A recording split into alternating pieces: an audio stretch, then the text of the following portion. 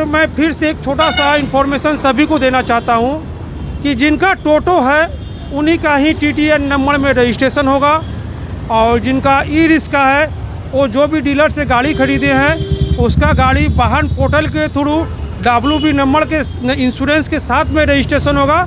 तो मैं सभी ई रिक्शा चालक को एक बार फिर से इन्फॉर्मेशन देना चाहता हूँ कि जिसका ई रिक्शा है वो अपने डीलर के पास में जाएं, चाहे महिंद्रा हो, चाहे बसंती हो, हुगली मोटर्स हो, या कोई भी कंपनी का गाड़ी हो, जिसका ई रिक्शा है उसका वाहन पोर्टल में रजिस्ट्रेशन होगा। आप लोग अगर टोटो को TTN में करते हैं तो बेटर है, लेकिन ई रिक्शा को टोटो में मत डालिएगा, नहीं तो आपका ई रिक्शा भी टोटो में तब्दील हो जाएगा और फिर आपको बाद में पछतावा। हावड़ाয় থাকি, কিন্তু অনেক ই রিক্সা চালক এসে আমার কাছে কমপ্লেন করছে, স্যার আমি TTN মধ্যে ফর্ম ভরলাম কিন্তু আমার 2 বছরের টাকাটা আমার অ্যাপ্রুভাল পাওয়া যায়নি। তার না, বিষয়টা হচ্ছে বুঝতে হবে একটা, এটা অনেকে বুঝতে পারছে না। যেগুলো টোটো বলি আমরা, তারা হচ্ছে সেই গাড়িগুলো যেগুলো আনঅথরাইজড ম্যানুফ্যাকচারদের থেকে কেনা হয়েছে, তাদের জন্য TTN পোর্টাল। কিন্তু যেগুলো অথরাইজড ম্যানুফ্যাকচারের থেকে ই রিক্সা কিনেছিল কিন্তু রেজিস্ট্রেশন করায়নি, তাদের বাহন পোর্টালের মাধ্যমে করতে হবে।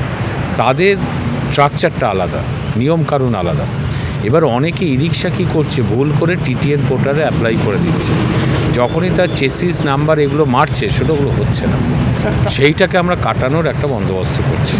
আমার কাছে দুটো কমপ্লেন এসছে। 2014 সালে বারাসাত থেকে গাড়ি কিনে নিয়েছিল, সে ডিলার শেষ, আর এখন গাড়িটা ওর ভালো কন্ডিশন, আবার রিনিউয়াল করেছিল, কিন্তু 2900 টাকা ভরার পরে ওর TTN মধ্যে আসে। ওগুলো আমাদের কাছে সরাসরি যারা এই সমস্যায় আছেন আমাদের সাথে সরাসরি যোগাযোগ করুন। আমরা এই জটটা ছাড়ানোর জন্যই এত মিটিং করছি। এরম অজস্র জট আছে, কারণ 5 লাখ 7 লাখ 10 লাখ যাই থাকুক, বিভিন্ন জনের বিভিন্ন ধরনের সমস্যা আছে। সেই সমস্যাগুলো কিভাবে সমাধান হবে আমরা সেটাই দেখছি। কিন্তু এটা কথা দিতে পারি যে একজন টোটো চালক বা একজন ই রিক্সা চালকেরও জীবিকা নষ্ট হবে না। সে ই রিক্সা চালাবে, টোটো চালাবে, সে তার সংসার চালাবে, সরকার তার পাশে থাকবে।